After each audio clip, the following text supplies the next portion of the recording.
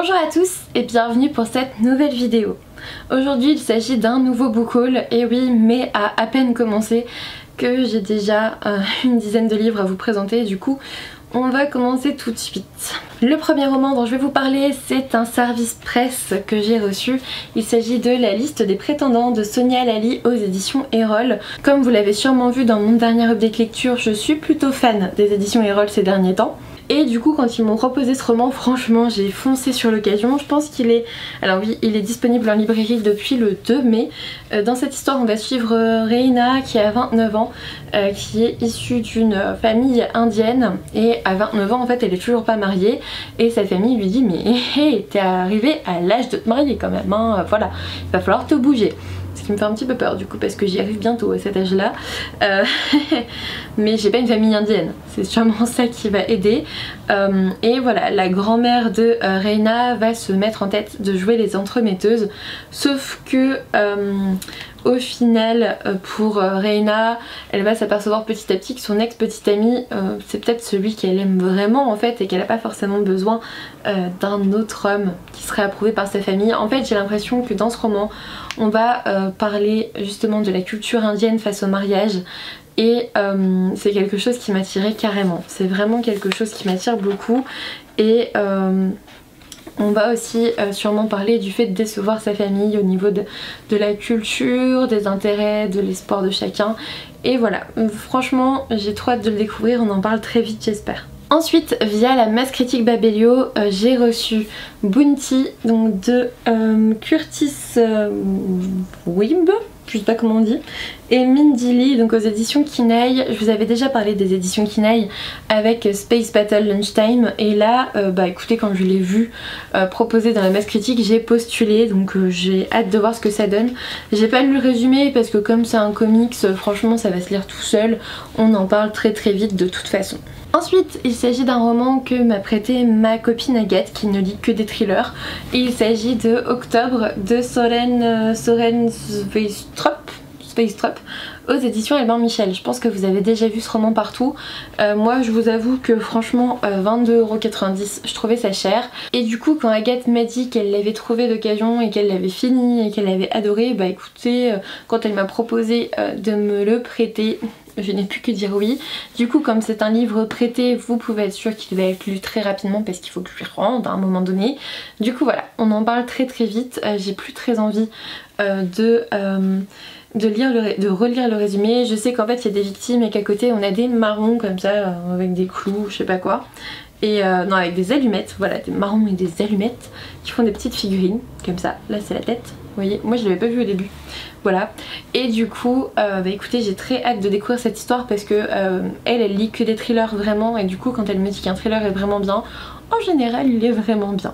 Ensuite on va passer à mes achats, et le début mai a déjà été ponctué de nombreuses belles sorties. Je vous en ai parlé dans les sorties livresques. Le premier roman que j'ai acheté c'est le dernier Virginie Grimaldi, donc Quand nos souvenirs viendront danser aux éditions Fayard. J'ai déjà lu le prologue en fait en librairie parce que en fait quand je l'ai lu dans les mains j'ai fait voilà. Donc j'ai déjà lu le prologue, mais c'est tout. Vous connaissez peut-être déjà mon amour pour Virginie Grimaldi. Je n'ai lu que 2 romans sur les 4 sorties, enfin maintenant 5 sorties. Mais en fait c'est parce que je les savoure, parce que c'est tellement un réel bonheur de lecture à chaque fois que j'ai pas envie de les enchaîner en fait. J'ai envie d'en avoir un de temps en temps quand j'ai besoin de le lire. Celui-ci j'ai très envie de le lire très rapidement parce que bah, sinon je vais en entendre parler partout et ça va me saouler, et le temps que je me redécide à le lire il sera sorti en poche et ça n'aura servi strictement à rien. Du coup voilà, j'ai hâte de voir ce que ça donne, on en parle très vite. Ensuite, alors celui-là, j'ai attendu en fait l'avis de Stéphanie de Piketty Bookin avant de me le prendre. Il s'agit des Noces de la Renarde de Florian Soulas aux éditions Scrineo. Je me le suis acheté parce que j'ai vu que Stéphanie avait bien aimé, et comme moi aussi j'aime beaucoup tout ce qui relève du folklore japonais, je me suis dit que si elle avait aimé ce roman, il y avait de fortes chances pour que moi aussi je l'aime beaucoup. C'est une sacrée bricasse, hein. Franchement c'est une grosse bricasse qui fait 600 pages. Mais ça a l'air tellement bien. On va se retrouver dans 2 époques différentes, donc en 1461 au Japon et en 2016 du coup à Tokyo. On va parler yokai etc, et franchement j'ai pas envie de relire le résumé pour vous en parler parce que je veux le lire très bientôt surtout que c'est de la fantasy je crois. Donc je veux redécouvrir toute seule en fait ce roman et ne pas forcément me spoiler à nouveau avec le résumé. Ensuite, une bande dessinée dont j'avais parlé dans les sorties livresques d'avril, mais en fait ça avait été repoussé à mai, du coup je me suis précipitée dessus quand je l'ai vu cette semaine. Il s'agit du tome 2 de Sorceline, donc la fille qui aimait les animonstres, de Sylvia Douillet et Paola Antista aux éditions Vent d'Ouest. J'avais adoré le premier tome, il n'y a pas de raison pour que je n'aime pas ce second tome. En tout cas c'est toujours aussi magnifique, c'est un truc de dingue. Je vous montre juste les premières planches, je trouve ça juste magnifique. Je vais le lire très vite parce que je l'attends depuis un an en fait tout simplement, donc on va se le faire très vite et on en reparle dans un prochain update lecture. Ensuite, sur une petite boutique de Price Minister, j'ai trouvé d'occasion donc Long Way Down de Jason Reynolds aux éditions Milan.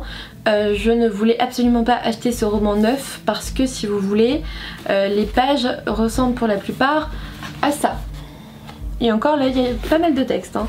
Voilà, globalement c'est méga aéré et je me voyais pas mettre 15,90€ dans un roman aussi aéré. Voilà, je trouve que ça fait cher la page en fait tout simplement, ça fait cher le mot. Maintenant j'avais eu pas mal de bons échos, du coup j'ai très hâte de le découvrir maintenant que j'ai trouvé d'occasion.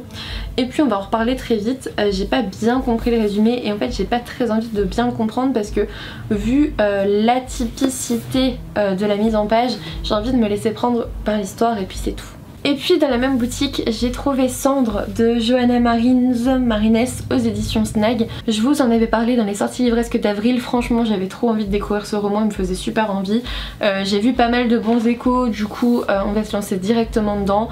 Tout ce que j'ai compris, oui voilà, c'est que ça se passe en 1888 à Londres. Moi rien que ça déjà ça m'attirait carrément, du coup je vais y aller juste comme ça, j'ai trop hâte. Et puis cette semaine j'ai craqué pour des romans qui me faisaient envie depuis un moment mais je m'étais clairement restreinte, mais ce sont des poches et des mangas, du coup ça ne compte pas pour moi, voilà. Je me suis donc acheté Le bonheur n'a pas de rides d'Anne-Gaëlle Huon aux éditions Le Livre de Poche.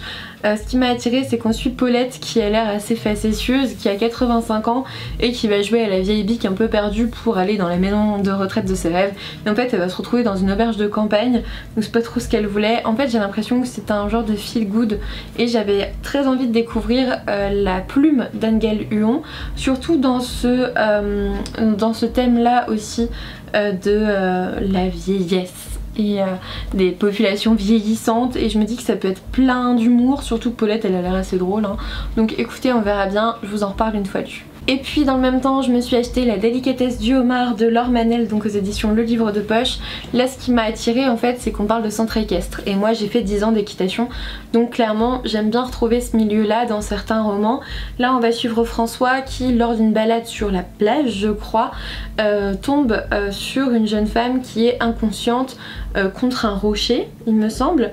Et en fait il va décider de la soigner en la ramenant chez lui plutôt que d'appeler les secours, ce qui est assez bizarre. Et ils vont découvrir les secrets l'un de l'autre, ils vont apprendre à s'apprivoiser. Et c'est un roman que j'ai très envie de découvrir, surtout que je n'ai jamais lu de roman de Laure Manel. C'était l'occasion. Et enfin je vais terminer avec deux mangas. Le premier c'est The Promised Neverland, le tome 6 de Kayu Shirai et Posuka Demize aux éditions Kazé. Vous n'êtes pas sans savoir que j'adore cette saga, vraiment. Et du coup il me manquait le tome 6 et maintenant le tome 7 aussi qui est sorti. J'avance doucement mais en fait j'en garde toujours un ou deux en réserve parce que je sais que je serai très frustrée d'attendre à chaque fois la suite. Donc là en fait je m'arme moi-même de patience et je me mets moi-même des barrières, mais je le vis bien. Voilà. Et puis je n'avais pas vu sa sortie venir mais je l'ai découvert en librairie, du coup je me suis pris le tome 2 de Ragna Crimson, donc de Daiki Kobayashi aux éditions Kana dans la collection Dark Kana, donc on est dans de la dark fantasy. J'avais franchement bien aimé le tome 1, je vous en parle déjà dans un billet sur le blog et en update lecture, du coup je vous invite tout simplement à aller voir ça directement. Cette vidéo est maintenant terminée, ce book haul était à nouveau bien fourni, je sais. Mais je commence à en avoir marre en fait, je vous le dis à chaque fois, mais vraiment je commence à me saouler, à m'auto-saouler d'avoir plein de choses comme ça, de nouvelles. Ça fait plaisir sur le coup au niveau du moral, mais après quand vous voyez tout ça dans votre bureau pas rangé, du coup à cause des piles de livres, bah ça fait moins de bien au moral on va dire. Du coup je suis pas sûre qu'il y ait beaucoup de trucs dans le book haul de mai, à part si je trouve de bonnes occasions en fait, ça c'est possible.